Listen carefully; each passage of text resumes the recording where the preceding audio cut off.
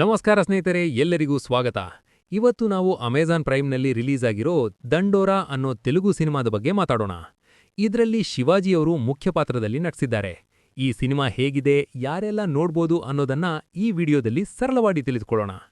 ಈ ಸಿನಿಮಾದ ಕಥೆ ಶುರುವಾಗೋದು ಒಂದು ಹಳ್ಳಿಯಲ್ಲಿ. ಅಲ್ಲಿ ಜಾತಿ ಪದ್ಧತಿ ತುಂಬಾ ಜಾಸ್ತಿ ಇರುತ್ತೆ. ಮೇಲ್ಜಾತಿಯ ಹುಡುಗಿ ಮತ್ತು ಕೆಳಜಾತಿಯ ಹುಡುಗ ಪ್ರೀತಿಸ್ತಾರೆ. ಈ ಪ್ರೀತಿಗೆ ಹುಡುಗಿಯ ತಂದೆ ತುಂಬಾ ವಿರೋಧ ಮಾಡ್ತಾರೆ. ಆದರೆ ಈ ಸಿನಿಮಾದಲ್ಲಿ ಬರೀ ಪ್ರೇಮಕಥೆ ಅಷ್ಟೇ ಇಲ್ಲ, ಅದರ ಜೊತೆಗೆ ಹಳ್ಳಿಯ ರಾಜಕೀಯ, ಮರ್ಯಾದೆ ಮತ್ತು ಬದಲಾವಣೆಯ ಬಗ್ಗೆ ಒಂದು ಒಳ್ಳೆ ಮೆಸೇಜ್ ಇದೆ. ಸಿನಿಮಾದ ಫಸ್ಟ್ ಸೀನ್ನಲ್ಲಿ ಒಬ್ಬರ ಶವವನ್ನು ಎತ್ತುವ ದೃಶ್ಯ ತುಂಬಾ ಎಮೋಷನಲ್ ಆಗಿದೆ. ಪ್ಲಸ್ ಪಾಯಿಂಟ್ಸ್: ಈ ಸಿನಿಮಾದ ನಿಜವಾದ ಹೀರೋ ಅಂದ್ರೆ ಅದು ಶಿವಾಜಿಯವರು.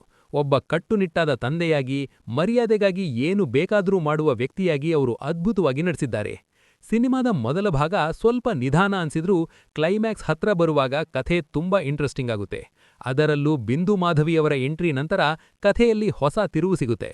ಸಿನಿಮಾದಲ್ಲಿ ಬರುವ ಡೈಲಾಗ್ಗಳು ತುಂಬಾ ಅರ್ಥಪೂರ್ಣವಾಗಿವೆ. ಶಿವಾಜಿಯವರು ಯಾಕೆ ಬದಲಾದರು ಅನ್ನೋದನ್ನ ಹೇಳುವ ರೀತಿ ತುಂಬಾ ಚೆನ್ನಾಗಿದೆ.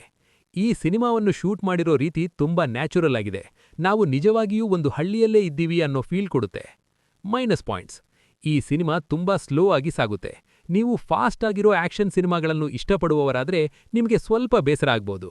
ಮೇಲ್ಜಾತಿ ಕೆಳಜಾತಿ ಪ್ರೇಮಕಥೆಯನ್ನು ನಾವು ಈಗಾಗಲೇ ತುಂಬಾ ಸಿನಿಮಾಗಳಲ್ಲಿ ನೋಡಿದ್ದೇವೆ. ಹಾಗಾಗಿ ಕಥೆಯಲ್ಲಿ ಹೊಸತನ ಸ್ವಲ್ಪ ಕಡಿಮೆ ಇದೆ ಅನ್ಸುತ್ತೆ. ಈ ಸಿನಿಮಾ ಪೂರ್ತಿ ಸೀರಿಯಸ್ ಆಗಿದೆ. ಇದರಲ್ಲಿ ನಗಿಸೋಕೆ ಯಾವುದೇ ಕಾಮಿಡಿ ಸೀನ್ಗಳು ಇಲ್ಲ.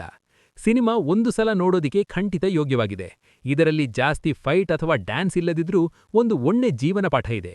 ನೀವು ಎಮೋಷನಲ್ ಸಿನಿಮಾಗಳನ್ನು ಇಷ್ಟಪಡುವವರಾದ್ರೆ ಮಿಸ್ ಮಾಡದೆ ನೋಡಿ. ಇಂಥದ್ದೇ ಇನ್ನೂ ಹೆಚ್ಚಿನ ವಿಡಿಯೋಗಳಿಗಾಗಿ ನಮ್ಮ ಚಾನೆಲ್ ಸಬ್ಸ್ಕ್ರೈಬ್ ಆಗಿ. ಧನ್ಯವಾದಗಳು.